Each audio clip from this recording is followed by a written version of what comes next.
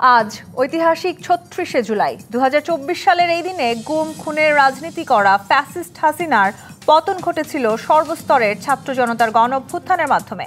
এক বছর আগে সরকারি চাকরিতে কোটা সংস্কারের দাবিতে শুরু হওয়া ছাত্র আন্দোলনকে ঘিরে ব্যাপক সংঘাত, সহিংসতা, লাশের স্তূপ আর নিপীড়িতদের হাহাকারের সেই দগদগে স্মৃতিগুলোকে স্মরণের মধ্য দিয়ে আজ সারা দেশে পালিত হয়েছে গণ অভ্যুত্থান দিবস। পুরো রাষ্ট্রযন্ত্রকে কাঁপিয়ে দেওয়া সেই অভ্যুত্থানের ঐতিহাসিক দলিল জুলাই ঘোষণাপত্র আজ ঘোষণা করেছেন অন্তর্বর্তী সরকারের প্রধান উপদেষ্টা ডক্টর মোহাম্মদ ইউনূস। ২৮ দফা সংবলিত এই ঘোষণাপত্রকে রাষ্ট্রীয় ও সাংবিধানিক স্বীকৃতির অঙ্গীকার করেছে সরকার। বলেছে, নির্বাচিত সরকার এসে সংস্কারকৃত সংবিধানে এটা তফসিলভুক্ত করতে ১৯৭১ সালের স্বাধীনতা থেকে শুরু করে ২০২৪ সালের জুলাই আন্দোলন এখানে স্থান পেয়েছে। এতে ঘোষণা এসেছে গণ অভ্যুত্থানের সব শহীদকে জাতীয় বীর হিসেবে স্বীকৃতি দেওয়ারও। তাৎক্ষণিক প্রতিক্রিয়া এই ঘোষণাপত্র নিয়ে এনসিপির আহ্বায়ক নাহিদ ইসলাম সন্তুষ্টি প্রকাশ করলেও জামায়াত বলছে তারা হতাশ। অন্যদিকে বিএনপি বলছে তারা যা যা চায়নি জুলাই ঘোষণাপত্রে তারও কিছুটা প্রতিফলন হয়েছে। তবে তারা প্রধান উপদেষ্টার ভাষণে উঠে আসা আগামী ফেব্রুয়ারিতে নির্বাচনের আয়োজনের উদ্যোগকে স্বাগত জানিয়েছে। ঘোষণাপত্র প্রকাশের পর জাতির উদ্দেশ্যে ভাষণ দিয়ে প্রধান উপদেষ্টা জানিয়েছেন, ফেব্রুয়ারিতে নির্বাচনের আয়োজন করতে ইসিকে চিঠি দিবেন তিনি। এছাড়া তিনি রাষ্ট্রকে এমনভাবে মেরামত করার কথা বলেছেন যাতে ফ্যাসিস্টের লক্ষণ দেখা দিলেই তাৎক্ষণিকভাবে তা নির্মূল করা যায়। প্রধান উপদেষ্টা জুলাই ঘোষণাপত্র আগামী ফেব্রুয়ারিতে নির্বাচনের ঘোষণায় কি এবার সংস্কার ও পিআর পদ্ধতি নিয়ে বিভাজন দূর হবে নাকি না, এসব নিয়ে আলোচনায় আজ রাজকাহন স্টুডিওতে আছেন বিএনপির সহ আন্তর্জাতিক বিষয়ক সম্পাদক ও সাবেক সংসদ সদস্য ব্যারিস্টার রোমেন ফারহানা, আছেন জাতীয় নাগরিক পার্টির জ্যেষ্ঠ যুগ্ম মুখ্য সমন্বয়ক আব্দুল হান্নান মাসুদ এবং আছেন বাংলাদেশ জামায়াত ইসলামীর কেন্দ্রীয় মজলিসের শুরা সদস্য ডক্টর মোহাম্মদ আব্দুল মান্নান। স্বাগত জানাচ্ছি আজকে রাজকাহনে। ডক্টর মোহাম্মদ আব্দুল মান্নান, ৩৬শে জুলাই ২০২৪ থেকে আজকে যদি আমি বলি আরও একটি ৩৬শে জুলাই ২০২৫, অর্থাৎ এই এক বছর আমরা পার করেছি। বৈষম্য বিরোধী আন্দোলন থেকে যে আন্দোলন এক দফায় রূপ নিয়েছিল এবং স্বৈরাচারী হাসিনার পতন আসলে যে আন্দোলন ঘটিয়েছে, কতটা আসলে আমরা সফল হয়েছি? আজকের এই জুলাই ঘোষণাপত্রে জামায়াত অনেকটাই হতাশার সুরে কথা বলছে। কেন এখন পর্যন্ত এই এক বছরে এসে জামায়াতের এই হতাশা? জি, আপনাকে ধন্যবাদ। আমার সহলোচক যারা আছেন সবাইকে ধন্যবাদ জানাচ্ছি। আমি গভীর শ্রদ্ধার সাথে জুলাই ২৪ এই গণ অভ্যুত্থানে যারা শহীদ হয়েছেন তাদেরকে স্মরণ করছি, আহত পঙ্গুত্ববরণকারীদের সুস্থতা কামনা করছি, তাদের নেক হায়াত কামনা করছি। আপনি সঠিকভাবেই তুলে ধরেছেন যে আজকে যে জুলাই যে ঘোষণাপত্র এসেছে, এই ঘোষণাপত্র আমরা মনে করি যে এটা একটা রচনা লেখার মতো, একটা গদবাঁধা কিছু কথা এখানে বলে যাওয়া হয়েছে। আপনারা জানেন যে দীর্ঘ ২ দফায় আমাদের নেতৃবৃন্দ, সকল দলের নেতৃবৃন্দরাই কি দিয়েছেন, এই সরকারের ঐকমত্য কমিশনে সময় দিয়েছেন। সবার আশা আকাঙ্ক্ষা ছিল যে আজকে প্রধান উপদেষ্টা তার যে রাত্রের যে ভাষণ, এই ভাষণে কিন্তু বলেছেন যে আমরা ৩টা কাজকে মৌলিক কাজ হিসেবে নিয়েছি, নির্বাচন, সংস্কার এবং বিচার। তাহলে বিচার, সংস্কার এবং নির্বাচন, ওনার বক্তব্যের ভিতরে মনে হয়েছে যে বিচার এবং সংস্কার অনেকটা শেষের দিকে, এখন নির্বাচন করার পালা। কি বিচার হয়েছে, কার বিরুদ্ধে কতটা বিচার হয়েছে, বিচার কি পুরোটাই অন্তর্বর্তী সরকার শেষ করে যাবে? আমি শেষ করার কথা বলছি না, আমি বলছি যে প্রায় ২০০০ শহীদের এখানে একটা আপনি যদি দেখেন যে এই ঘোষণাপত্রের ভিতরে বলা হয়েছে প্রায় ১০০০ শহীদ। এখানে তো ওনাদের হিসাবে ১০০০ থাকতে পারে, কিন্তু গণকবরে যারা শায়িত আছেন তাদের তালিকা তো ওনাদের কাছে নেই, যাদেরকে পুড়িয়ে দেওয়া হয়েছে তাদের তালিকা তো ওনাদের কাছে নেই, যাদেরকে গুম করে দেওয়া হয়েছে তাদের তালিকা তো ওনাদের কাছে নেই। তাহলে এই জুলাই ঘোষণাপত্রের ভিতরে ১০০০ শহীদ বলে মূলত আমি মনে করি আমাদের শহীদদের রক্তের সাথে একটা গাদ্দারি হয়েছে। ২ নম্বর কথা হচ্ছে যে আমাদের কতজন শহীদের বিচার শুরু হয়েছে। আমার জানা মতে ২-৩ জন শহীদের বিচার নিয়ে, তাও ঢাকায় একটা ট্রাইব্যুনালে এই বিচারটা হচ্ছে, কিন্তু এতগুলো শহীদ আমাদের, সেখানে কতজনের বিচারের একটা যে দৃশ্যমান প্রক্রিয়া এবং তদন্ত অন্য যে বিষয়গুলো আছে, এটা কিন্তু আমাদের কাছে দৃশ্যমান না। দ্বিতীয় কথা হচ্ছে সংস্কার। আজকে যে সংস্কারের জন্য আমরা জুলাই সনদ এখানে এসেছে, রাজনৈতিক দলগুলো কিন্তু জুলাই সনদ স্বাক্ষর করে নাই, বা ঘোষণাপত্রে কোনো স্বাক্ষর রাজনৈতিক দলগুলোর নাই। ঐকমত্য কমিশনে যে বিষয়গুলো নিয়ে আলোচনা হয়েছে, কোনো বিষয় নিয়ে কোনো সব দল একমত, কোনো বিষয় নিয়ে নোট অফ ডিসেন্টি দিয়ে কিছু কিছু দল অমত থাকলেও বাকিরা একমত। এই অবস্থায় এসে যদি আমি মৌলিক 5টা বিষয়ে নোট অফ ডিসেন্টি দিয়ে আমি যদি ক্ষমতায় যাই, তাহলে আব্দুল হান্নান মাসুদ এবং ম্যাডামের যে মতামত এবং অধিকাংশের যেই মতামত, সেই জায়গাটা আমি ক্ষমতায় গিয়ে বলবো না, এটা তো আমার মত ছিল না, আমি তো মত দিয়েছিলাম যেটা। আব্দুল মান্নান, আপনি যে ঐক্যমতের কথা বলছেন, আপনার জামায়াত ইসলামী বেশ পুরনো রাজনৈতিক দল, সব বিষয়ে আসলে সব রাজনৈতিক দল একমত হবে না, কিন্তু আমি যেটা বলতে চাচ্ছি এই পয়েন্টে এসে যে আজকে অন্তর্বর্তীকালীন সরকার যদি চাইতো, তাহলে জুলাই ঘোষণা, জুলাই সনদের একটা আইনি ভিত্তি দেয়া তাদের দ্বারা সম্ভব। তারা তো সেটি বলেছে, তারা আইনি ভিত্তি ওনারা দিতে পারবেন না। ওনারা বলছেন যারা সরকার গঠন করবে সেই সরকার এসে পর্যায়ক্রমে এটাকে কি দিবেন। আর যদি এটা কিন্তু যদি এটা না করেন তাহলে কি হবে? শেখ হাসিনাও তো বলছিল যে আমি নিয়ম রক্ষার জন্য নির্বাচন করতেছি, আমি কয়েকদিন পরেই কি করব, আরেকটা নির্বাচন দেব, সেটা তো করে না। এই যদির প্রশ্নে যে বাংলাদেশের 20 কোটি মানুষ জিম্মি হতে পারে না, এটাকে ইনশিওর করার দায়িত্ব। আমি একটা ছোট্ট এক্সাম্পল আমাকে দিতে দেন। দেখেন, ফ্রান্সে 1789, দক্ষিণ আফ্রিকাতে 1994, নেপালে 2007-এ কিন্তু এই জাতীয় ঘটনায় আইনি ভিত্তি দেওয়া হয়েছে। আমাদের সামনে এক্সাম্পল আছে, আমরা চাইলে এটা দিতে পারি। সেটি কতখানি এখন সম্ভব সেটি নিয়েও একটা প্রশ্ন থাকে। ব্যারিস্টার রুবিন ফারহানা, সাংবিধানিক এবং রাষ্ট্রীয় স্বীকৃতি পেতে যাচ্ছে গণ অভ্যুত্থান, আজকে নিশ্চয়ই আপনি জানেন সেটি বলা হয়েছে, এবং সাংবিধানিক স্বীকৃতি নিয়ে বিএনপির খানিকটা আপত্তি থাকলেও আজকে আসলে এই জুলাই ঘোষণাপত্রের যে আনুষ্ঠানিকতা হয়েছে সেটির পরে বিএনপি কি ভাবছে আমরা সেটাও জানতে চাই। সেই সাথে নির্বাচনের পথে আসলে বাংলাদেশ হাঁটা শুরু করবে আগামীকাল থেকে, খুব সুস্পষ্টভাবে প্রধান উপদেষ্টা সেটি জানিয়েছেন। বিএনপির বক্তব্য আমরা দেখেছি যে আপনারা এই নির্বাচনকে ঘিরে আসলে আপনারা বেশ পজিটিভভাবে এই বিষয়গুলোকে নিয়েছেন। জুলাই ঘোষণাপত্র নিয়ে আসলে আপনাদের এই মুহূর্তে কোথায় কোথায় আপনাদের হতাশা, বা আপনারা যা যা চাননি সেই সব কিছু জুলাই ঘোষণাপত্রে তার অনেকটা প্রতিফলন হয়েছে বলেও আপনারা বক্তব্য রেখেছেন? আপনাকে অসংখ্য ধন্যবাদ। আমরা সকল রাজনৈতিক দলেরই একটা প্রত্যাশা ছিল যে 5ই আগস্ট জুলাই ঘোষণাপত্র ঘোষণা করা হবে, এবং আজকে মাননীয় প্রধান উপদেষ্টা জুলাই ঘোষণাপত্র উপস্থাপন করলেন। সেখানে আমাদের 47 থেকে শুরু করে তার পরবর্তী বাংলাদেশের অভ্যুদয় পর্যন্ত যতগুলো স্মরণীয় ঘটনা আছে তার সকল কিছুর উল্লেখ আছে, এবং বাংলাদেশ পরবর্তী সময়ে সিপাহী জনতার বিপ্লব, 90-এর গণ অভ্যুত্থান এবং 2006-এর যে 111 গভর্নমেন্ট, এবং তার ধারাবাহিকতায় শেখ হাসিনা সরকারের অধীনে 3টি ভয়াবহ নির্বাচন, এই সকল কিছুই ঘোষণাপত্রে উঠে এসছে। কিন্তু আমাদের মূল ফোকাসটা মূলত আমরা রেখেছিলাম যে আমরা আশা করছিলাম আজকের এই অত্যন্ত স্মরণীয় একটি দিনে প্রধান উপদেষ্টার কাছ থেকে নির্বাচনের ব্যাপারে আমরা পজিটিভ কিছু শুনতে পাই কিনা, এবং আমরা অত্যন্ত আনন্দের সঙ্গে লক্ষ্য করলাম যে উনি নির্বাচনটি তারিখ না বললেও সময়টি স্পেসিফিক করে দিয়েছেন, এবং আগামী বছর রমজানের আগে, সুতরাং ফেব্রুয়ারির 12-13 তারিখ বা 15 তারিখের মধ্যে আমরা আশা করতে পারি একটি নির্বাচন হতে যাচ্ছে। এবং এই নির্বাচনটিকে ঘিরে মানুষের প্রত্যাশা অনেক অনেক বেশি। পলিটিক্যাল পার্টিগুলোর তো প্রত্যাশা আছেই, এর বাইরেও সাধারণ মানুষ, ধরুন আজকে বাংলাদেশে যে নাগরিকের বয়স 40, সেই মানুষটি বাংলাদেশে কখনো ভোট দিতে পারে নাই। আজকে বাংলাদেশের যেই নাগরিক জীবনের মধ্য পর্যায় পর্যন্ত এসছে, সেই মানুষটি অপেক্ষা করে আছে সে তার পছন্দের প্রতিনিধিকে নির্বাচন করতে চায়।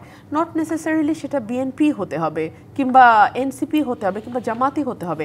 যেই দলকে তার পছন্দ সে যেন তার পছন্দ অনুযায়ী প্রার্থীকে ভোট দিতে পারে। জামাত যেটি বলছে যে এই নির্বাচন, যে সেই নির্বাচন যদি আসলে বিচার এবং সংস্কার ছাড়াই হয়, সেখানে আসলে হয়তো সেই আপনারা যে প্রতিফলন চাইছেন, নতুন বাংলাদেশ চাইছেন, সেটি সম্ভব নয়। দেখুন, বিচারের প্রশ্নটিতে আমি একজন আইনজীবী হিসেবে বলি, এটা তো একটা দীর্ঘ প্রক্রিয়া।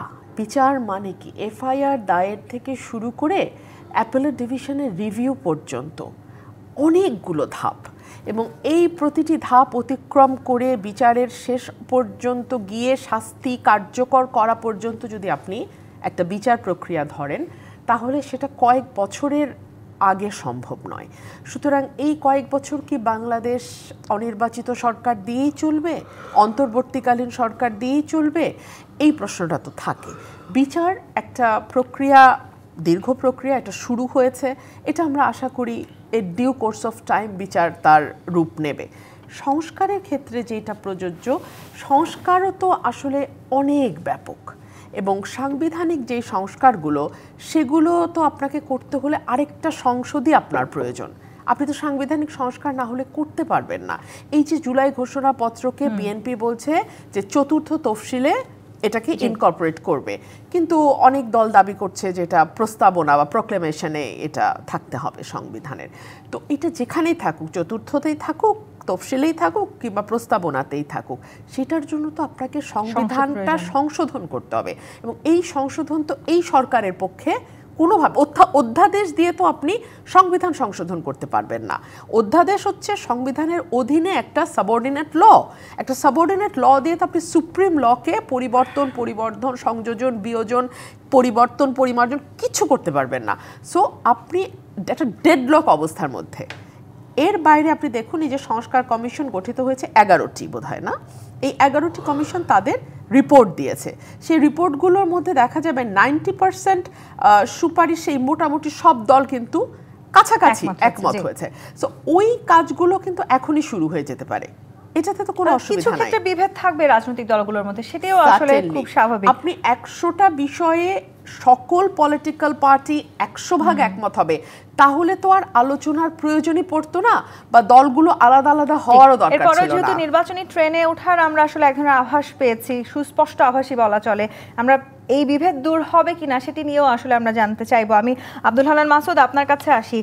গত বছরের 36শে জুলাই আমার এখনো মনে আছে যে আপনাদের নেতাকর্মীদের যখন আসলে একের পর এক ডিবি অফিসে নিয়ে যাওয়া হচ্ছিল, তখন পেছন থেকে আপনারা যারা আত্মগোপনে ছিলেন, আপনারা নানানভাবে আসলে এই অভ্যুত্থানকে এগিয়ে নিয়ে গেছেন এবং বিভিন্ন জায়গায় বসে বসে আসলে আপনারা সেই নির্দেশনা দিয়েছেন কখন কি করতে হবে।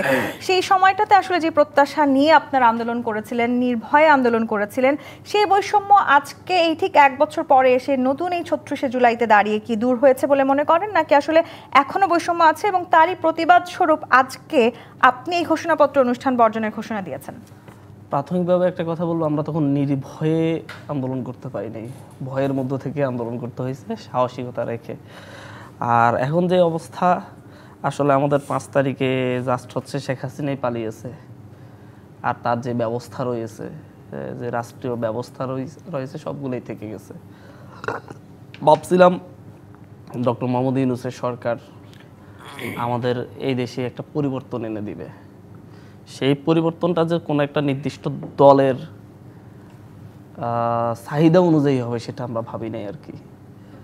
আজকে জুলাই ঘোষণাপত্র ঘোষণা করেছে, ধন্যবাদ জানিয়েছি সরকারকে, কারণ হচ্ছে পুরো 1 বছরের মধ্যে পরিবর্তনের জন্য মানে একটা নতুন কিছু দেওয়ার মতো করলে এটাই করছে যে জুলাই ঘোষণাপত্রটা দিয়েছে। যদিও এর মধ্যে অনেকগুলো প্রশ্ন রয়ে গেছে। জুলাই ঘোষণাপত্র দেওয়া হয়েছে, এটা কার্যকারিতা কবে থেকে সেটা নিয়ে আমাদের বড় কোশ্চেন। আপনি যদি জুলাই অভ্যুত্থানকে আইনি কিংবা সাংবিধানিক স্বীকৃতি দেন, সেই স্বীকৃতিটার অবশ্যই কার্যকর হতে হবে যেদিন থেকে বৈষম্যবিরোধী ছাত্র আন্দোলন শুরু হয়েছে সেদিন থেকে। তারপর থেকে, কারণ হচ্ছে তারপর থেকে রাষ্ট্রীয় বাহিনীর অত্যাচারের বিরুদ্ধে দেশের মানুষ বিদ্রোহ করেছে। আপনি চাইলে এটা হচ্ছে তখন সরকারের বিরুদ্ধে বিদ্রোহ বলতে পারেন, প্রশাসনিক ব্যবস্থার বিরুদ্ধে বিদ্রোহ বলতে পারেন। এটা দিয়ে আপনি আমাদের যারাই আন্দোলন করেছে, যারা সামনে সারিতে ছিল বা পিছনে সারিতে ছিল, যে কাউকে আপনি রাষ্ট্রদ্রোহী মামলা দিতে পারবেন, সন্ত্রাস বিরোধী আইনে মামলা দিতে পারবেন। তো এই সরকারের দায়িত্ব ছিল যেদিন ক্ষমতায় গিয়েছে তার পরের দিনই। মানে তাহলে কি আসলে আপনারা আপনাদের নিশ্চয়তা চাইছেন যাতে করে ভবিষ্যতে কোনো সরকার আমাদের নিশ্চয়তা চাচ্ছি না, আমি বলতে চাচ্ছি পারে? এই নিশ্চয়তাটা দরকার এই কারণে ভবিষ্যতে যেন আর কেউ অন্যায় প্রতিবাদ করতে ভয় না পায়। আমরা তো ভয়ের মধ্য দিয়ে আন্দোলন করতে হয়েছে, অন্যায় প্রতিবাদ করতে হয়েছে। সরকার আজকে এসে 1 বছর পরে এসে এখানে বসে, গতকালকে আমি আজকে জুলাইয়ের ঘোষণাপত্র সরকার পাঠ করেছে। সরকারের এই সরকার আসলে হচ্ছে কাদের নেতৃত্বে, কাদের কারণে সরকার গঠিত হয়েছে ফর্ম হয়েছে। আমাদের একটা 158 জন সামনের সারির লিডার ছিল যারা নেতৃত্ব দিয়েছে একটা গণঅভ্যুত্থানের, তারা প্রত্যেকে আজকে সরকার এখানে ইনভিটেশন পায় নাই। বিভিন্ন দলের বিভিন্ন মতের মানুষ থাকতে পারে, বাট এরা নিজের জীবন বাজি রেখে শেখ হাসিনা পতন আন্দোলন করেছে এবং এই সরকার ফরমেশনে ভূমিকা রাখছে, এদেরকে দাওয়াত দেওয়া তাহলে কি আজকে আপনার এই অনুষ্ঠান যে বর্জনের 1000 ঘোষণা এই শহীদের অভিমান কথা বলা থেকে? হয়েছে, আমি বলছি লেজিটিমেসি পাইতে হলে সরকার যে 1000 শহীদের রক্তের বিনিময়ে, জীবনের বিনিময়ে সরকার ফর্ম হয়েছে, সরকার সেই 1000 পরিবারকে এখানে উপস্থিত করতে হতো। সরকার 30,000 আহতকে উপস্থিত করতে না পারলো, অন্তত 10,000 আহতকে এখানে উপস্থিত করতে পারতো। তাহলে এই ঘোষণাপত্রটা লেজিটিমেসি পাচ্ছে নাকি পাচ্ছে না তারাই বলতে তাহলে চাচ্ছে হান্নান তারা মাসুদ কতটুকু সরকার সন্তুষ্ট। এই এতগুলো সরকার ট্রেন আমাকে ভাড়া করে 30 লাখের বেশি টাকা খরচ করে সরকার কাদেরকে নিয়ে আসলো? 158 আমি সেটাই বলতেছি, সরকার এখানে মূলত একটা রাজনৈতিক সমাবেশ করতে চাইছে, সকল রাজনৈতিক নেতাদেরকে ডাকছে। সরকার একটা জিনিস ভুলে গিয়েছে, এটা কোনো রাজনৈতিক নেতার দলের নেতৃত্বে অভ্যুত্থান হয়নি, না এনসিপি না জামাত না বিএনপি কারো নেতৃত্বে হয়নি। আপনাদের নেতাও তো এটা গিয়েছেন। হয়েছে আমাদের নেতা গিয়েছে, এনসিপির নেতা গিয়েছে, কিন্তু অভ্যুত্থানের নেতা সবাইকে আপনি ইনভাইট করতে পারেন নাই, অভ্যুত্থানের যারা রয়েছে এবং শহীদ পরিবার সবগুলো আনতে পারেন নাই। সরকার প্ল্যান করে এদের কেন হচ্ছে, সরকার লেজিটিমেসি কে দিবে? শহীদ পরিবার এসে বলতে হবে না আমরা এই ঘোষণাপত্রে খুশি, আহত যারা হাত হারা পা হারা চোখ হারা আছে তারা এসে বলতে হবে আমরা এই ঘোষণাপত্রে খুশি, তারপর যে ঘোষণাপত্র লেজিটিমেসি পাবে। কিন্তু সেটা সরকার করে নাই। সরকার রাজনৈতিক সমাবেশ করেছে, বক্তব্য দিয়েছে, এটা গেছে কাগজে একটা আমার 3 জোটা রূপরেখার কথা মনে আছে, এর কথা মনে আছে ঘোষণাপত্র। এটা যদি সাংবিধানিক স্বীকৃতি না পায়, এটা যদি হচ্ছে পরবর্তী সরকারের হাতে দেন, সরকার অনেক কথা বলে রাজনৈতিক সরকারগুলো। আমরা রাজনীতিবিদরা যেদিন থেকে মানে এখন তো আমি নিজেও রাজনীতিবিদ, রাজনীতি করতেছি, আমরা রাজনীতিবিদরা শুধু মিথ্যা প্রতিশ্রুতি দিতে পারি। সেই মিথ্যা প্রতিশ্রুতিটাকেই তো আসলে আমরা পরিবর্তন করতে চেয়েছি। এই পরিবর্তন আমি সেটাই বলতেছি, কারণ বাংলাদেশের রাজনৈতিক যে ব্যবস্থা তৈরি করেছেন সত্য প্রতিশ্রুতি হ্যাঁ, এই অভিযোগগুলো কিন্তু এনসিপি নেতাদের বিরুদ্ধেও আছে হান্নান মাসুদ। না না আমি অস্বীকার করতেছি না, আমি সব দলের, আমি তো আমি সহ বলছি, আমি আমাকে বাদ দিয়ে বলিনি। আমি একটা বিরতিতে যেতে চাই। এই গভর্নমেন্ট যেহেতু অরাজনৈতিক, এই গভর্নমেন্টের দায়িত্ব ছিল এটা কার্যকর করে দেয়া। এই সরকার বলেছে যে আপনারাই তাদের নিয়োগকর্তা, সেটি নিয়েও তো আসলে অনেক আলোচনা সমালোচনা আছে। জি বাসিরুদ্দিন ফারহানা, হান্নান মাসুদ যেটি বললেন, পরিবর্তনটা আসলে কোন একটি দলের জন্য করছেন এই ডক্টর ইউনূস সরকার, হয়তো আপনাদেরকেই সেই দিকে তিনি নির্দেশ করেছেন কিনা আমি জানি না। আমি আসবো আপনার কাছে। জিপিটি ইস্পাতমিত রাজখান থেকে বিরতি নিয়ে ফিরছি, সাথেই থাকুন। জিপিটি ইস্পাতমিত রাজখান দেখছেন। রুমিন ফারহানা প্রশ্ন রেখে বিরতিতে গিয়েছিলাম। আব্দুল হান্নান মাসুদ যে অভিযোগ করেছেন যে পরিবর্তনটা আমরা এই 1 বছর দেখতে পেরেছি, সেই পরিবর্তনটা কোনো একটা রাজনৈতিক দলের জন্য করছেন ডক্টর ইউনূসের সরকার। আবার বিএনপি অভিযোগ করছে ডক্টর ইউনূসের এই সরকার এনসিপির কাজ করছে, বা এনসিপি আসলে ডক্টর ইউনূসের আশীর্বাদ পুষ্ট একটি দল। এখনো এই পাল্টাপাল্টি অভিযোগ। দেখুন, এনসিপির সাথে ডক্টর মোহাম্মদ ইউনূসের যেই বন্ধন, সেই বন্ধনটি বিভিন্ন সময়েই কিন্তু ফুটে ওঠে। আপনি নিজেই বিরতিতে যাওয়ার আগে বলছিলেন যে ডক্টর মোহাম্মদ ইউনূস খোলামেলায় বলেছে যে এনসিপি বা ছাত্ররাই ওনাদের নিয়োগকর্তা, এবং ছাত্ররা যতদিন চাইবে উনি ততদিনই থাকবেন। এর বাইরেও বিভিন্ন সময় আমরা লক্ষ্য করেছি ডক্টর মোহাম্মদ ইউনূস আলাদাভাবে কিন্তু এই দলটির ব্যাপারে তার সফটনেসকে প্রকাশ করেছেন। ধরুন তিনি যখন বিদেশে একটি গণমাধ্যমকে সাক্ষাৎকার দিচ্ছিলেন, সেখানে তিনি বলেছেন যে আমি স্টুডেন্টদেরকে বলেছি দল করবার জন্য, কারণ তারা যদি দল না করে তাহলে জুলাইয়ের যে স্পিরিট সেটা নষ্টও হয়ে যেতে পারে। আবার স্টুডেন্টদের একজন প্রতিনিধি ছিলেন সরকারে, নাহিদ ইসলাম তো এখন এনসিপির মানে প্রধান। তার ব্যাপারে বা তাকে বিদায় দেওয়ার সময় আমরা লক্ষ্য করেছি যে ডক্টর মোহাম্মদ ইউনূসের যিনি প্রেস সচিব, তিনি বলেছেন আমরা ভবিষ্যতে প্রধানমন্ত্রী হিসেবে নাহিদকে দেখতে চাই। আবার সার্জিস আলম তার স্ট্যাটাসে লিখেছেন নির্বাচিত সরকারের প্রধানমন্ত্রী হিসেবে ডক্টর মোহাম্মদ ইউনূসকে দেখবার স্বপ্ন সার্জিসের অনেক দিনের। আমরা এর পরেও দেখেছি যখন তিনি পদত্যাগের সিদ্ধান্ত নিয়েছেন বা ভাবছেন বলে গুঞ্জন ছিল, তখন তিনি বেছে নিয়েছিলেন নাহিদ ইসলামকে সেই ব্যাপারটি শেয়ার করবার জন্যে। সো নানানভাবে যদি আপনি এগুলো মেলান এবং মেটিকুলাসলি প্ল্যান্ড একটা ডিজাইন মুভমেন্ট, যেটার brain behind the movement Mahfuz Alam, যিনি এখনও সরকারের মধ্যেই আছেন, এবং সরকারের বাইরে এনসিপির যারা আছেন সরকারের সঙ্গে যুক্ত নন, এমন অনেকেই কিন্তু বিভিন্ন সময় প্রতিবাদ করেছেন, আলাপ তুলেছেন যে সকল কিছু হেয়ার রোড থেকে হয়ে আসে।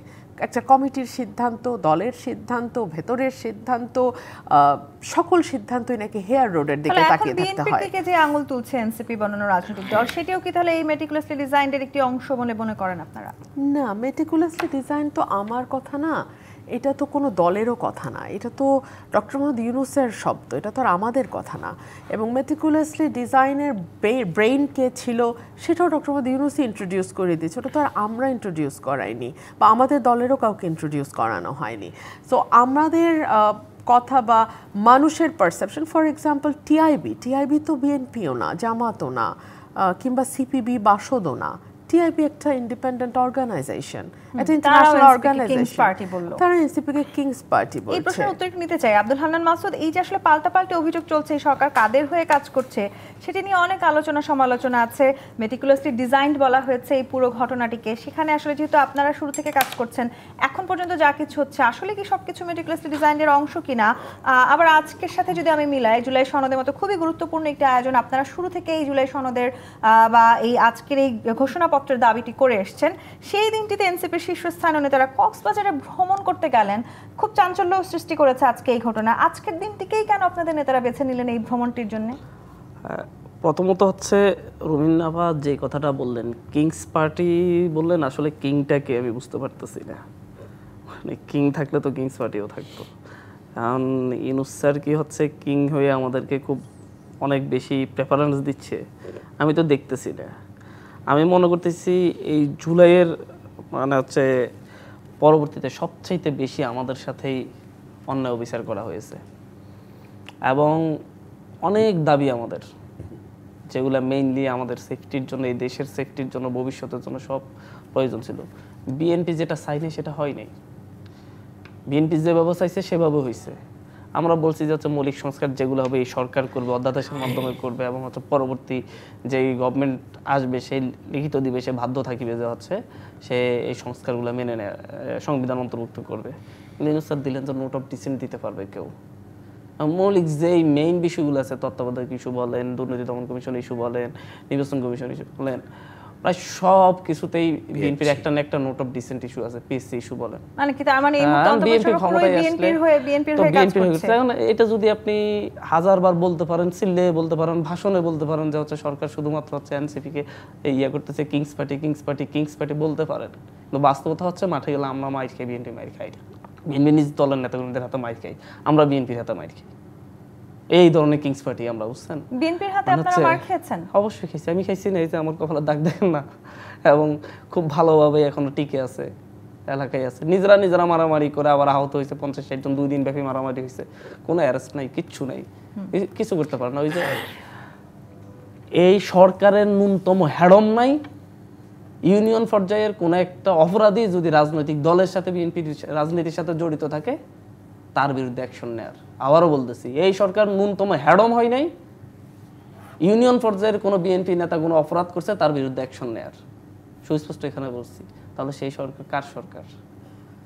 বাংলাদেশ যে পরিবর্তনের স্বপ্ন দেখে ওনাদেরকে বসাইছে, মিনমিন করার জন্য বসানো হয় নাই, মন্ত্রণালয় চালানোর জন্য বসানো হয় নাই।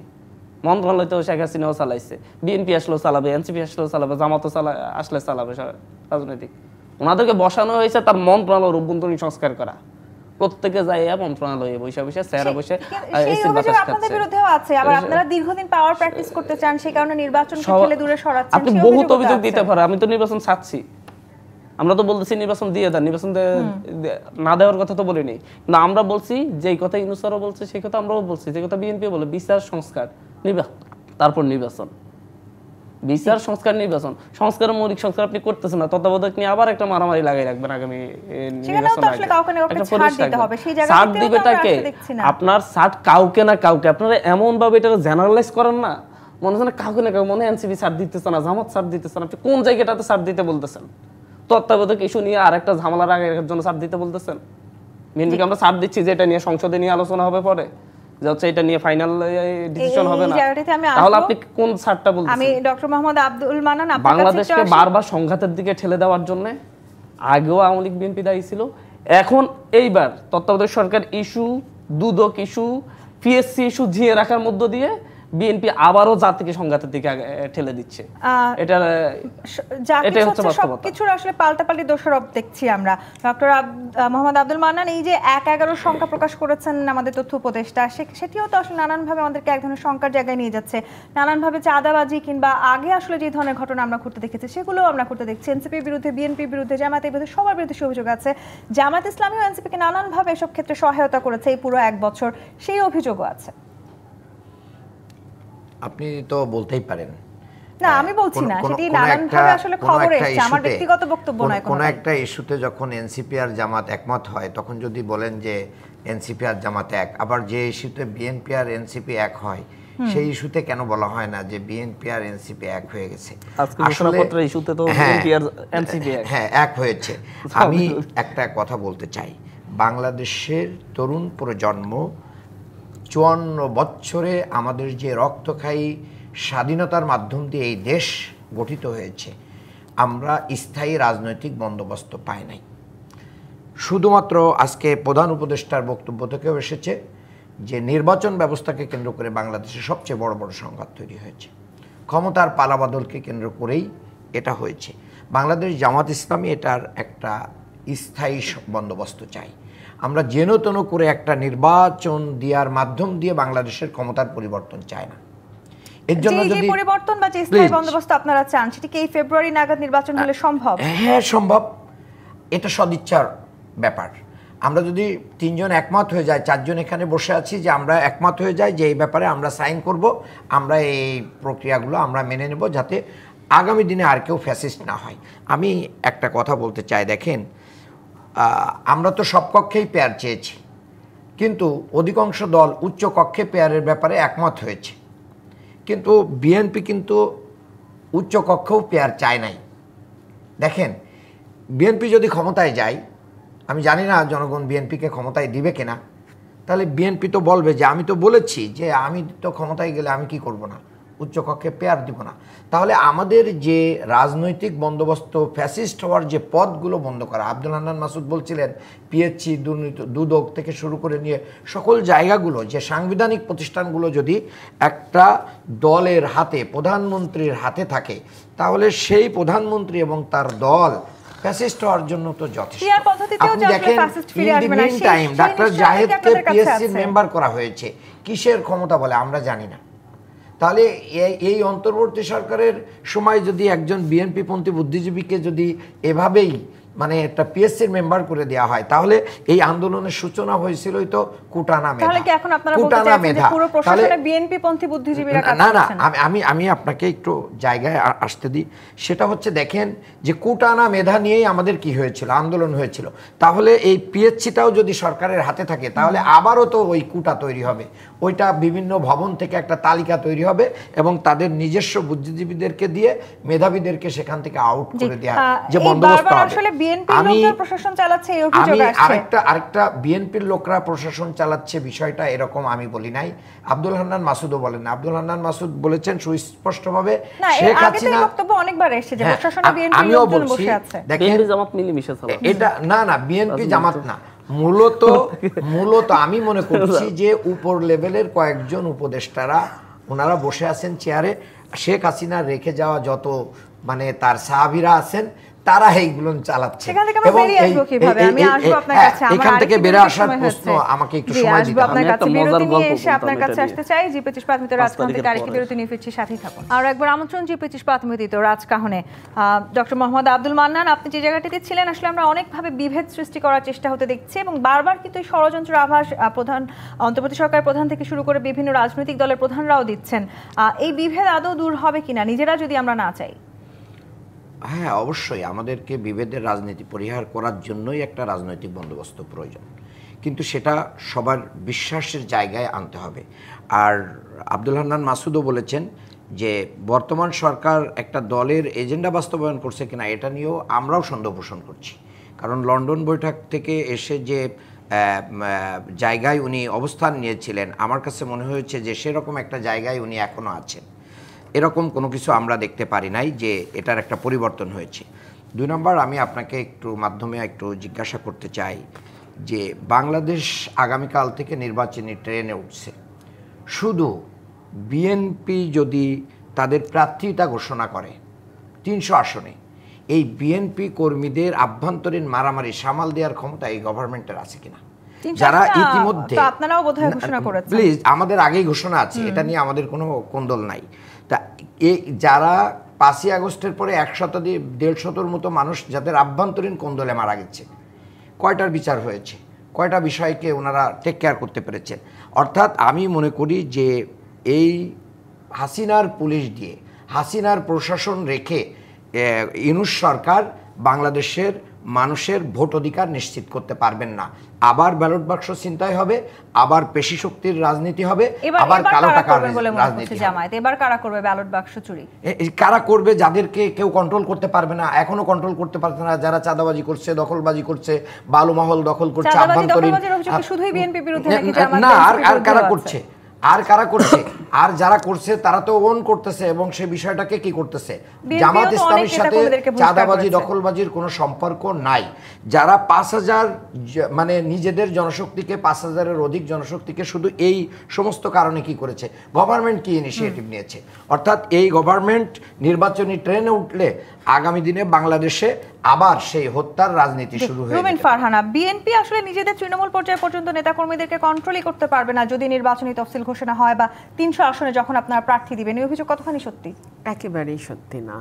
দেখুন, বিএনপি তার নেতাকর্মীদেরকে শুধু ওন করে নাই, তারা তাদের বিরুদ্ধে সর্বোচ্চ সাংগঠনিক ব্যবস্থা নিয়েছে। এটা আপনি যেমন জানেন, এটা বাংলাদেশের সকল মানুষ মোটামুটি যারা সচেতন সবাই জানে। আমার প্রশ্ন হলো, সরকার কি করেছে? সরকার কেন, এই যে হান্নান মাসুদও কিছুক্ষণ আগে বললেন যে অ্যারেস্ট নাই, কিচ্ছু নাই, সরকারের কোনো হ্যাডমও নাই যে বিএনপির ইউনিয়ন পর্যায়ের কোনো নেতা বা কর্মীকে সে অ্যারেস্ট করে বা তার বিরুদ্ধে ব্যবস্থা নেয়। বিএনপির নীতি নির্ধারণী মহল থেকে শুরু করে মিড লেভেল পর্যন্ত বিএনপির সকল নেতা কিন্তু একযোগে একবারে একসাথে খুব পরিষ্কার ভাষায় বলেছে, আইন শৃঙ্খলা রক্ষাকারী বাহিনীর কর্তব্য হচ্ছে যেখানেই কোনো ফৌজদারি অপরাধ সংঘটিত হোক না কেন, সেটা মারামারি হতে পারে, সেটা চাঁদাবাজি হতে পারে, সেটা দখল হতে পারে, what ever be the case, অপরাধী যেই হোক, যেই দলেরই হোক, বিএনপির হোক আর জামাতের হোক আর এনসিপির হোক, তার ব্যাপারে সরকার যেন ব্যবস্থা নেয়। আমি গতকালকে একটা টক শোতে বলছিলাম যে এই সরকার কেন যেন প্রমাণের চেষ্টা করছে ফ্রম দ্য ডে ওয়ান, একদম প্রথম দিন থেকে, এই দেশে পলিটিশিয়ানরা ভালো কিছু করে না, এই দেশে পলিটিশিয়ানরা ভালো না। এবং এটা প্রমাণ করতে গিয়ে দেখুন, সরকার যেই ব্যবস্থা না নেয়া, বেশ অনেকগুলো জায়গায় ব্যবস্থা নেয়নি বলে আজকে এই অভিযোগগুলো আমার ভাইরা করছেন। হান্নান মাসুদ একটু অভিযোগ করেছেন যে বিএনপি আর আওয়ামী লীগ আসলে একই ধরনের পরিস্থিতি হবে বাংলাদেশে। আশাটা বাদ দেন, আশা তো পরে, আসার আগে তো এখন তো নাই, এখন কি আছে বিএনপি ক্ষমতায়? কিন্তু আপনারা কি আদৌ একই কাতারে পড়েন? প্রশ্নই আসে না, কেন পড়ি না সেটাও আমি ব্যাখ্যা করব। আমি সেটা বলি না, বিএনপি আর আওয়ামী লীগকে আমি কখনো এক করব না। এক না, এটা বিএনপি অবশ্যই শতগুণ ভালো, আওয়ামী লীগ হতেই পারে না। আচ্ছা, এটা আমি কখনো বলবো না। হ্যাঁ, কিন্তু আমার কথা হচ্ছে সরকার তো আছে, সরকার কেন ব্যবস্থা নিচ্ছেন? আপনার মনে থাকবে সরকারের একজন উপদেষ্টা একদিন মুখ ফসকায় বলেছিলেন যে পলিটিশিয়ানরা কি করেছে, এত বছর তো তারা ছিল ক্ষমতায়। এটাই হচ্ছে সরকারের মনোভাব, এটাই সরকারের অ্যাটিটিউড। সে কারণে বিএনপি তার দল থেকে 4,000 কর্মীকে বহিষ্কার করার পরেও আমরা সরকারকে এই কর্মীদের বিরুদ্ধে 4,000টা মামলা করতে দেখি না। কিন্তু বহিষ্কারের সাথে সাথে, কিংবা বহিষ্কার করুক আর না করুক, সেটা তো বিএনপির অভ্যন্তরীণ ব্যবস্থা, সরকার তো আছে, সরকার কেন ব্যবস্থা নেয় না? আর আপনি শুধু বিএনপির নামটা বলছেন, বিএনপি অনেক বড় দল বলে হয়তো বিএনপির নামটা অনেক বেশি আসে। অন্য দলে কি চাঁদাবাজি হচ্ছে না? অন্য দলের নেতারা কি কুকর্ম করতে গিয়ে ধরা পড়ছেন না? অন্য দলের খবরও কি আমরা ফেসবুকে পাচ্ছি না? এই মুহূর্তে আপনাদের আসলে সাংগঠনিক যে শক্তি, সেটি নিশ্চয়ই অন্যান্য দলের থেকেও বেশি হওয়ার কথা ছিল। সার্টেনলি আমাদের সাংগঠনিক শক্তি তো অনেক বেশি বটেই, আমাদের ওয়ার্ড লেভেল পর্যন্ত আমাদের কর্মীরা সুসংগঠিত, এবং বিএনপি তার সাংগঠনিক শক্তির পরিচয় দিয়েছে গত 17 বছর। বিএনপির মতো নির্যাতিত পলিটিক্যাল পার্টি তো বাংলাদেশে দ্বিতীয়টি নেই। সেই নির্যাতনের আসলে কোনো ধারাবাহিকতা নিশ্চয়ই ফিরে আসে, সেটি আমরা চাই না। আসে না। এবং বিএনপি কিন্তু অন্য কোনো দলের সঙ্গে মিলে গিয়েও কখনো পলিটিক্স করেনি। বিএনপি নিজের আত্মপরিচয় দিয়েই পলিটিক্সটা করেছে। So it was very difficult for BNP. জুলাইয়ের সময়টাতে আসলে আপনাদের যে অবদান, সেটিকে নিশ্চয়ই বাংলাদেশ সবসময় মনে রাখতে চায়। জুলাই ঘোষণাপত্রকে ইতিবাচক হিসেবে দেখছেন এনসিপির শীর্ষস্থানীয় নেতা নাহিদ ইসলাম, কিন্তু আবার এই জুলাইকে মানি মেকিং মেশিন বলেছেন, বিপ্লব বিক্রি করে দিচ্ছে, এরকম বক্তব্য এসছে বৈষম্য বিরোধী ছাত্র নেতাদের মুখ থেকে।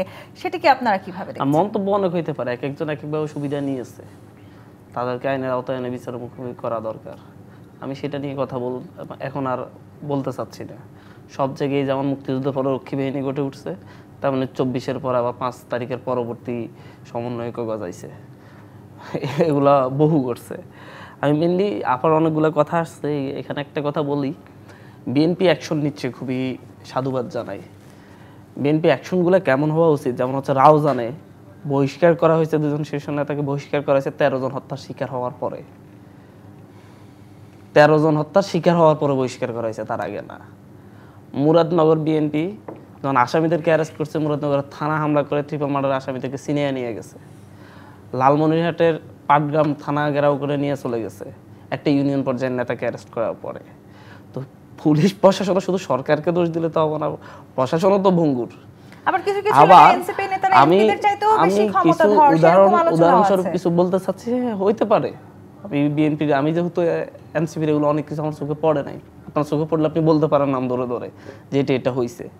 আমি বলতে চাচ্ছি বিএনপির বিষয়গুলো হচ্ছে, আমি একটা উদাহরণ দিই। আমার একটা ইউনিয়ন আছে তমরুদ্দি, সেই ইউনিয়নে একদিন বিএনপির 2 গ্রুপে মারামারি হয়েছে, হওয়ার পর 30 জন প্লাস আহত হয়েছে।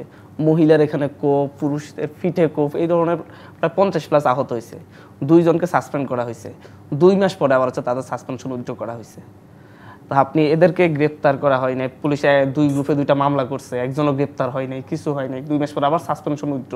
তারা আবার সাসপেনশন থাকা অবস্থা, ওই যে দেখলেন না রাকিব ভাইয়ের গাড়ি চালাচ্ছে ছাত্রদলের সভাপতি, রাকিব ভাইয়ের গাড়ি চট্টগ্রামে চালাচ্ছে বহিষ্কৃত ছাত্রদলের আরেক নেতা। ঠিক একই রকম এলাকায় সাসপেনশনটা জাস্ট হচ্ছে স্বভাব, এদের সাংগঠনিক কার্যক্রম থেকে ন্যূনতম দূরে থাকে না। আমি দেখছি বহিষ্কৃত বিএনপি নেতারা আরো বেশি শক্তিশালী মাঠে, এবং তাদেরকে 2 মাস পরে যাদেরকে ইয়ে করেছে, এদেরকে আপনি কখন স্থায়ী বহিষ্কার করেন? যে টুইটার কোড দেখে স্থায়ী বহিষ্কার করেন নাই, তার মানে কি 2টা খুন হওয়ার পর আপনি স্থায়ী বহিষ্কার করবেন এই খুনাখুনি হইলে? আসলে বিষয়টা হচ্ছে ওই যে একটা বিএনপির একজন নেতার সাথে আমি কথা বলতেছিলাম, বলার সময় উনি বলছিলেন বিএনপি ভাবতেছে কি অপারেশন ক্লিন হার্ট করে বিএনপির অনেক অপরাধীদেরকে তখন হত্যা করার কারণে আওয়ামী লীগ সুযোগ পাইছে 16 বছর ক্ষমতায় টিকে থাকার। যদি বিএনপির অপরাধীরা থাকতো হয়তো সুযোগ পাইতো না, এই অপরাধীদেরকে টিকে রাখবে। যেমন নয়ন ভাইয়ের কথা ধরেন, যুবদল দক্ষিণের সাধারণ সম্পাদকের সভাপতি। এই নয়ন ভাই উনি ইসলামী ব্যাংকে ঢুকে গুলি করছে, এটার সিসিটিভি ফুটেজ আছে, মামলা হয়েছে। সময় টিভিতে ঢুকে উনি যেটা সময় টিভি দখল করে নিলাম ঘোষণা দিছে, ওনাকে আজ পর্যন্ত বহিষ্কার করে না। উনি প্রধান উপদেষ্টার বাসভবনের সামনে যাইয়া সেখানে যাইয়া বিভিন্ন উপদেষ্টাদেরকে নামে স্ল্যাং ল্যাঙ্গুয়েজে স্লোগান দিচ্ছে। এই ইয়াকে আপনার হচ্ছে নয়নকে কখন বহিষ্কার করা হবে? যদি হচ্ছে ওই ইয়াটা নিহত হইতো তারপর। একটু ছোট করে আমি যদি সকল অভিযোগ তর্কের খাতিরে সত্য ধরে নেই, রাউজান থেকে শুরু করে লালমনিরহাট থেকে শুরু করে নয়ন পর্যন্ত সকলেরটা যদি সঠিক ধরে নেই, এই তারা যে কর্মকাণ্ডগুলো চালিয়েছে সকলটা কিন্তু ফৌজদারি অপরাধ। রাষ্ট্র কি করলো, সরকার কি করলো, পুলিশ কি করলো, প্রশাসন কি করলো? ধরে নিলাম বিএনপি কিচ্ছু করে নাই, বিএনপি অপরাধীদেরকে কোনো রকম কোনো সাজার আওতায় আনে নাই, অথবা একেবারে লাস্ট মোমেন্টে গিয়ে সাজার আওতায় নিয়ে আসছে। কিন্তু 1 নম্বর খুনটা হওয়ার সাথে সাথেই তো দায়ী ব্যক্তিদের বিরুদ্ধে একটা মামলা দায়ের হওয়ার কথা ছিল, দায়ী ব্যক্তিদের গ্রেফতার করার কথা ছিল, কেন হলো না? ধন্যবাদ আপনাদেরকে আজকে আমাদেরকে সময় দেওয়ার জন্য। আমরা প্রত্যাশা রাখতে চাই এবার বিভেদ দূর হোক এবং নির্বাচনী ট্রেনে আসলে দেশে এগিয়ে যাক। আজকের মতো বিদায় নিচ্ছি। জি25 মিনিট রাজকাহন থেকে ফিরবো আগামীকাল রাত 10টায় নতুন রাজকাহন নিয়ে। ডিবিসির সঙ্গেই থাকুন।